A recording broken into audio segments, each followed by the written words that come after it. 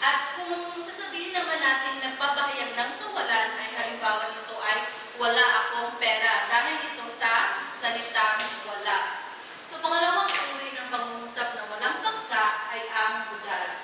Ito ay nangangahulugan ng gusto, nais, ibig, maaari, dapat o kailan. Kahit anong pangungusap na merong mga salitang nais, ibig, pwede, maaari, dapat o kailan ay nagpabilang sa uring mudal.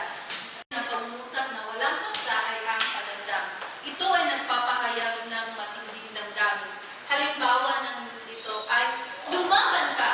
At pwede pa rin isang halimbawa ay ang bait ni Joyce. Ang pang-apat na uri ng pangungusap na walang paksa ay maikling sambitla. Ang sambitlang tinutukoy dito ay ang mga iisahin o dadalawahing pantig na nagpapahayag ng matinding damdamin. Halimbawa na lang nito ay aray, nako, ay. So di ba yung nako ay may dalawang pantig na at saka ko. So ito ay napabilang sa mga maikling sambitla, yung mga hindi natin sinasadyang mga salita. So, pupunta naman tayo sa panglimang uri na pangungusap na walang paksa. Ito ay ang panawag. Ito ay matatawag din vocative. Matatawag itong vocative dahil ito ay pantawag sa isang tao, kamag-anak man o kaibigan. Halimbawa na lang, Arthur, Kuya, Ate, o Glider, o yan yung mga halimbawa ng panawag kahit anong pantawag sa kaibigan o kamag-anak. So, ang pang-anim at ang panghuli ay ang pamanahon. Ito ay nagsasaad ng oras o uri ng pamanahon. May dalawang uri ang pamanahon. Una, ang phenomenal at pangalawa, ang temporal.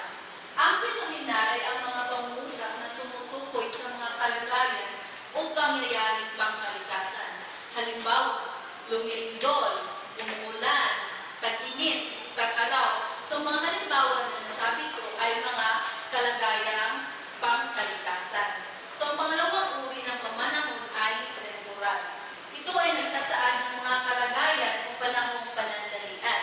Halimbawa nito ay Lunes na bukas, Sabado ngayon, pasukan na. So, di ba hindi lahat ng panahon ay pasukan? Hindi lahat ng panahon ay Lunes. So, panandalian lang talaga siya. So, kaya ito ay napabilang sa temporal. Ang anim na uri ng pangungusap na walang paksa ay una, existential, pangalawa, mundal, pangatlo, maikling sambitla, pang-apat, padamdam, panglima,